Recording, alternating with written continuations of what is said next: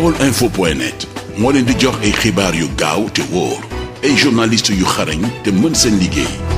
baolinfo.net le portail du Baol sur le web. baolinfo.net mën ngeen a abonné sunu chaîne YouTube Baol Info ngir ngeen di man di jot bépp xibaar bu ñu dugal. Bon, lu naturel la voilà lu naturel la moo tax ñu ñëw tey ci këru sama frère Ousmane Sonko parce que man musuma nangu injustice dama koy combattre loo xam ne tamit jaaduwul c'est pas légal duñ koy combattre duñ toll nag ci réew mi foo xam ne aujourd'hui ñi jaaxle nañu parce que li yëpp lu ko waral mooy dañu jëm ci ay enjeux encore yoo xam ne bu war nañu éliminer ñëpp ñoo xam ne war nañu poser problème te loolu nag ni ñu ko def dans les règles de l'art bu nit jógee ne am na 85% xam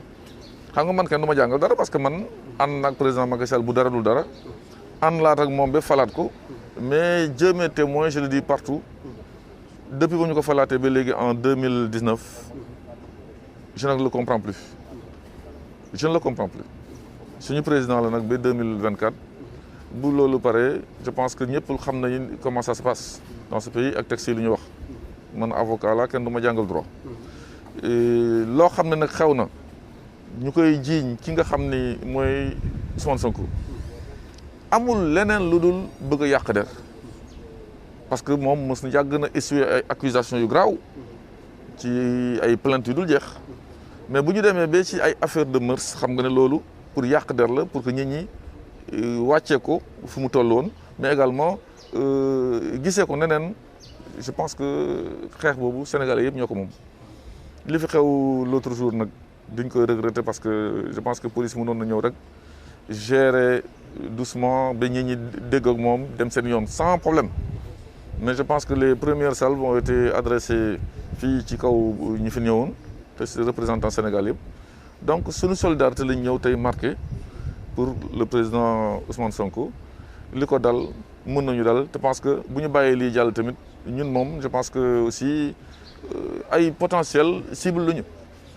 moo tax daal dëgg fu mu nekk man fa lay nekk moo tax aujourd'hui nous sommes du côté de la vérité nag mooy que ni il y a des choses qui se sont faites et ku ñu gisee lépp ce qui se passe ak information yi ñu jotagum c'est que ça sent un peu un complot voilà. yow en tant que juriste nga gis procédure bu mu demee ni ñu ko bâclé ak le manque de consistance bu mu am loolu noo koy jàngatee. bon procès bi amagul fu mu nekk fi dafa naan yaay une enquête ki boo xam ni man amaguma tenant yeeg aboutissant yëpp élément yëpp mais ce qui est clair mooy que ni yaa profité nañu ci habitude nit parce que dëkk boo xam ni le principe mooy jéem a piéger les gens xam ni ngay doxalee fi ngay dugg dem utiliser une personne pour juste simplement wax ni lii xew na moi je suis scandalisé d'entendre déglu ñuy naan dara xew na ci kër boo xam ne ñi ñaa ngi fa woon te dégguñu bruit dégguñu dara te lépp loo xam ne ñuy naan yu demee noonu y a violence ak yeneen te loolu je pense que de là ça pose problème les témoignages aussi sont en faveur d'Ousmane Sonko parce que il faut ñu xam te ci en droit bu doute amee ci benn dossier profité wul victime bi ça profite au prévenu ci nga ñu accusé loolu moo am solo léegi nag ni ñu jël topp procédure bi mais xam leen le combat est politique plus que juridique. vous depuis bi nga prononcé wu ci troisième mandat bi ñu ngi lay on sait que vous êtes persécuté même Dakar Dem Dikk am na yu am sa diggante depuis lors gis nañ ni que ba léegi dara xew est-ce que mën nañ jàpp ni que yow ak lu munti am sa diggante ak Macky Sall wala la justice dara du la touché daal. maa ngi sant yàlla je dis bien maa ngi sant yàlla parce que juróom-benn at ñu ngi ma dénk alalu askan bi waaye dërëm mënuñu ma ko toppee parce que buñ ko mënoon ci juróomi weer fekk créer nañ ma problème balaa ñuy wax sa affaire Ousmane Sonko mais xool nañu depuis boobu ba léegi dara en terme de malversation li ñuy xool léegi mooy li ñu la ameloon droit sax dootuñu la ko fay parce que da nga def benn crime de lèse-majesté mooy da nga tudd affaire troisième mandat gis nga man damay ànd ak nit dans la loyauté ànd ak nit dans la solidarité waaye bu dëgg jotee dama bay si dëgg bi lay dee mënuma ànd ak nit en 2011 balaa muy falu mu ni non à un troisième mandat jël référence ci julli tabaski ñaari rakka fekk ñu ngi taxaw di wut ñu jëm ba toog mu répété waat ko gis nañu image yi gis nañu lépp juróom-ñaar ak juróom bu ñu ko boolee man suñu paree man il faudra partir mais yi fi leer na te kaddu foo ko génnee tënk na la mais boo demee bëgg lu ñu naan changement dafa am texte yoo xam ne droit mooy ce qui doit être prévoir nañ ko de loin waxuñu toog ba conseil constitutionnel di naan nii ak nii loolu mooy wax ji donc yooyu yëpp gis nga comme ni nga ko waxee ñu may persécuté mais combat yu ñu defagum ba léegi le petit Moussa Diop bi ngay gis saf na si ñoom bu baax a baax le combat juridique et judiciaire maa ko remporté pour le moment les juges m'ont autorisé de faire ce que je dois faire ñu ñëwate encore ñu def appel on va aller le 10 mars ki nga xam ne moom la ñu yónni parce que man bu ñuy yónnee ni ma yónnee koo xam ne dana ñëw sax egg ma à la cheville mais un magistrat politicien bu ñëwee song un juriste un avocat boo xam ne du moromam foo mënti jaar mu gis ko mais dootu ko defati léegi nag am na loo xam ne benn homme politique neew na ko au Sénégal xam ne maa ngi moom bokkuñu dara mais phrase ba mu wax ça me rappelle beaucoup de choses et dama koy retenir même si je ne suis pas d'accord peut-être ñu nag gune yu tuuti yooyu bu ñu la fonto da nga leen di jéggi damay defar wax ci nag wax ak seen baay c'est ce que je fais aujourd'hui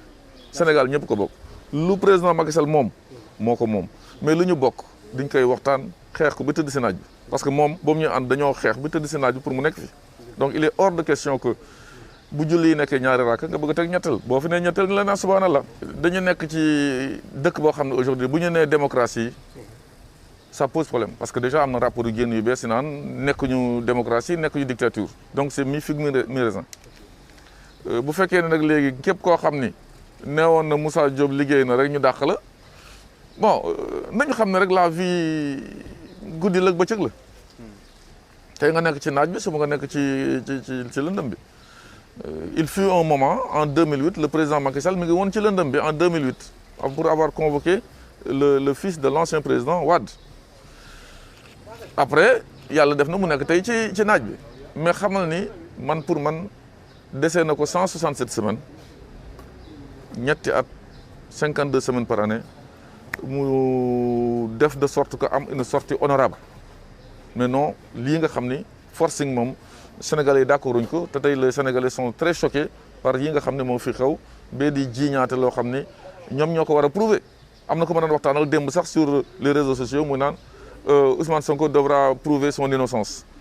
ma ne ko non il est présumé innocent il revient à la partie adverse de prouver qu'il l'a fait et suñ ko mënul prouver le doute ne peut profiter qu'au prévenu à l'accusé je pense que les choses sont très claires juridiquement bu ñu jaxase carte gi jërëjëf et je fais confiance à la justice que magistrat yi nañu rendre xam ni yenn yi warul leen pousser ñuy def yeneen nañu rendre décision en vue de le droit wax ce qui doit être donc maa ngi leen di faire confiance sur ça jërëjëf. Baolinfo.net moo leen di jox ay xibaar yu gaaw te wóor ay journalistes yu xarañ te mën seen liggéey Baolinfo.net le portail du Baol sur le web. Baolinfo.net mën ngeen a abonné sunu chaîne YouTube Baol Info ngir ngeen di man di jot bépp xibaar bu ñu dugal.